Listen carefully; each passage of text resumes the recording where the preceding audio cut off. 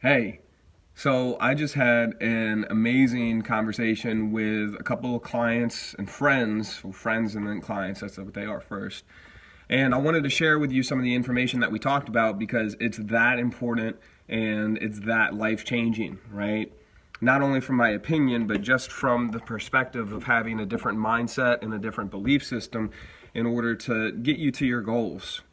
So if you didn't read the text that's above, or I guess it would be below right now, go ahead and read that, right? Because I want you to know what you're getting into and what you're going to hear, okay?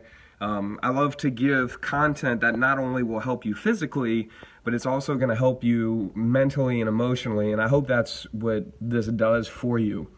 So to dive right into it, what I want to talk about is not behaviors, not things that you can do in order to be better, but things that you can be in order to do things differently. Okay, so not things that you need to do to be different, but things that you need to be in order to do things differently. So a lot of this information I'm getting from this guy. His name's Jim Fortin. He's like Tony Robbins, except he's not as well known. But his material and his content is more powerful. It's like the same, if not even more powerful than some of the stuff that Tony teaches about, right? So what this is about is who you're being, what is your identity, and how you identify. So I'm going to go over notes that I had over these last three podcasts that I listened to. And one thing that's talked about is, and this is a tidbit, right, is once you learn information, you've got to apply it, you've got to share it.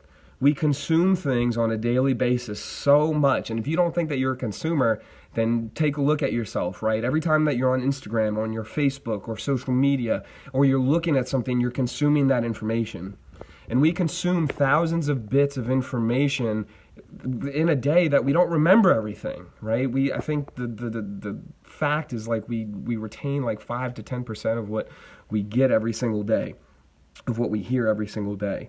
So with that being said, one way to really permanently, or two ways to permanently keep that within you is to, one, write it down, because you retain much more of what you learn if you write it down. Not type it, but write it. And the second one is to share it. So that's why I'm sharing this with you. Now, the thing that you want to do in order to change is not change behavior, but it's change where that behavior is coming from. So that's from your being. You want to change who you are being. So think about this. Who are you being? If you don't have your results, it's because you're working backwards. Okay, so you're working at what you got to do rather than who you have to be. So the question you want to ask yourself is, who are you being? Are you being a negative person? Are you being a positive person? Are you being lazy? Are you being a hard worker? Are you being somebody who gives yourself trouble, who procrastinates, who puts things off? Ask yourself questions like that, because what you do is only as effective as how you are being. Okay, I'm going to repeat that again.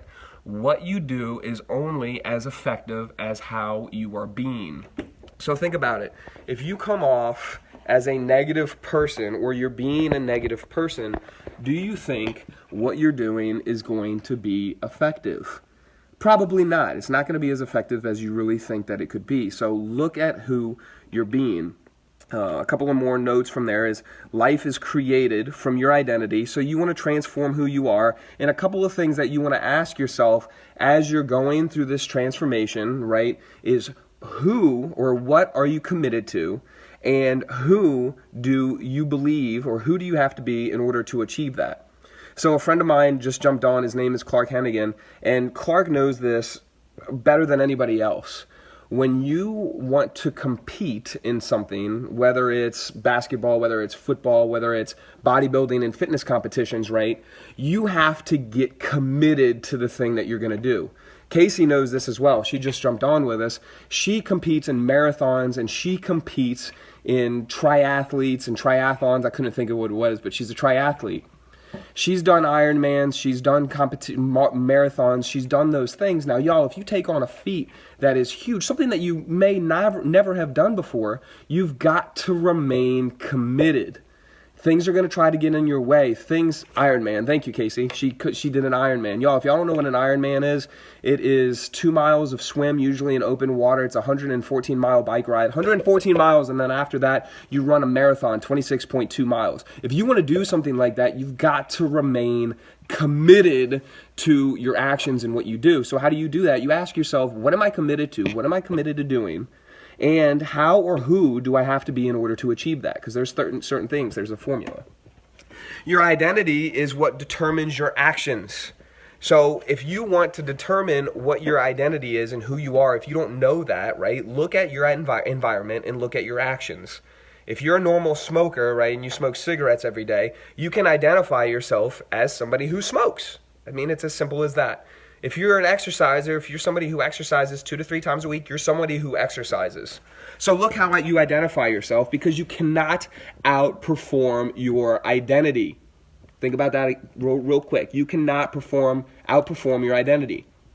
So if you're saying that you're somebody who can't lose weight and can't do something and can't, well, of course you're not going to be able to.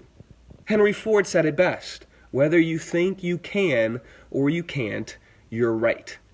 So everything starts with who you believe you are. And how do you determine who you believe you are? It's by what you're telling yourself about yourself, or what you're believing about yourself from other people. And if you want to even get deeper with that, right, it is who or what your relationship is with your God, with your spirit, right, whatever you identify with. So you cannot do what you are not. If you're not a runner, then you can't go out and run. If you're not a swimmer, you can't go out and swim.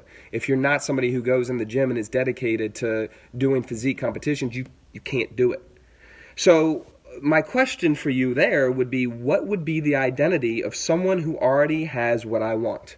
If you want to do an Ironman, what would be the identity? What would be the things that you have to think and you have to believe in order to become an Ironman, to do those things? Now, with that being said, this is the last thing. These are the last few things that I want to share. What are the stories that you're telling yourself? Okay, let me say that one more time. What are the stories that you're telling yourself? If you're looking to change, what's going on, Jen? What's up, Colin? If you're looking to change, what are the stories that you're telling yourself about why you can't change? Now, it's kind of like I said a second ago. If you tell yourself that you can't lose weight, then you're not going to be able to lose weight. So what stories are you telling yourself? Are they effective, or are they a bunch of bullshit? And you know what I'm talking about, right? Are they a bunch of bullshit, the stories that you're telling yourself? Are they bullshit excuses that you don't want to that you want to listen to because they get you what you want, but they still make you feel bad? Because, and listen up to this, and you might want to write this down, your world is exactly the way it is because you tell yourself the world is this or that way. Okay? Your world is exactly the way it is because you tell yourself the world is that way or that way. It is the way that it is because you tell yourself it's that way. So if a situation is stressful, it's stressful because you're telling yourself it's stressful. If a breakup is bad, then you're telling yourself, and that if a breakup is bad, then it's because you're telling yourself it's bad. Think about that. A breakup for one person might be bad, but a breakup for another person might be good. So the way things are the way they are because you're telling yourself that way. If you're not an exerciser, if you can't lose weight, if you can't change the way that you want to change, it might be as simple as because that's what you're telling yourself. So you've got to start telling yourself something completely different. Yes, mindset is 100%. If you believe that you can't do something, you're not going to do it. Whew. So what are your stories around money? What's the stories about your relationship? What's the stories that you have about exercising? What's the stories that you have around your body, around your heart, around your mind? What are the stories that you're telling yourself? A client, one of my clients, we were just talking, she says, I still see and tell myself that I'm the fat little teenager that I once was. Think about that. What story are you still telling yourself? You've got to work from possibility. Okay, instead of seeing things as how bad can they be, right? Think about how good they could be. It doesn't take any difference to think about how good something can be or how bad it can. So instead of thinking how bad, why not think about how good something can be? Your stories stop you from everything. Your stories give you everything. So if you allow your stories to stop you, oh, I can't do this because of this, and this, then guess what? You're going to stop yourself. I had an opportunity recently. I wanted to go to a conference here coming up in April in New York. And I told myself there's no way I'd be able to do it. No way. Well, the person hosting the conference sent out an email and said, I have one more free ticket left. If you email me, I'm going to determine if you get it or not. I said, there's no way that I'll be able to get this, but I'm going to go for it anyway. I went for it and I got that ticket. I said, there's no way that I'd be able to afford the flight. And there an opportunity came up and I don't even have to pay for my flight anymore. I'm blessed.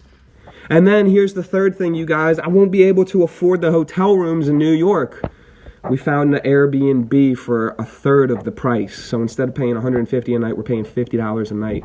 Y'all, the stories that you tell yourself are going to prevent you or propel you forward. Everything that you're telling yourself is a story. Whatever your stories are, that will be your experience of life. So if you tell yourself that life is stressful, it's going to be stressful. If you tell yourself life is hard, it's going to be hard. If you tell yourself that making money is difficult, it's going to be difficult. Believe me, I've learned that lesson, or I'm learning that lesson. So think about what your identity is by looking at what your habits are. If you tell a stranger who you are truthfully, vulnerably, and honestly, what would you say? Are you still that kid from the past who got picked on and got beat up and never had the connection that they really wanted? Are you still the person that believes that somebody else has to give them what they want? Are you still the person that believes that somebody else has to deliver the things that you want in your life, that you can't go out and get it?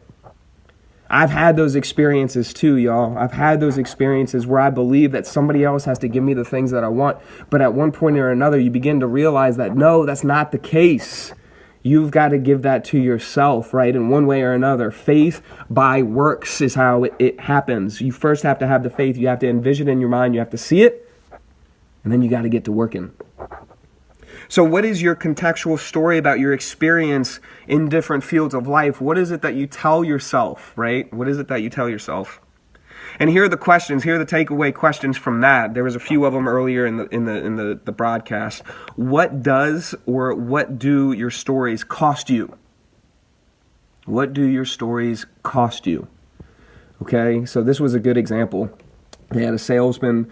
Who was, no, let's not use that example. Let's say this. What do your stories cost you? Good example. A little bit earlier, just a second ago, I talked about me saying that I wasn't able to go to New York, but then I had opportunities to go there.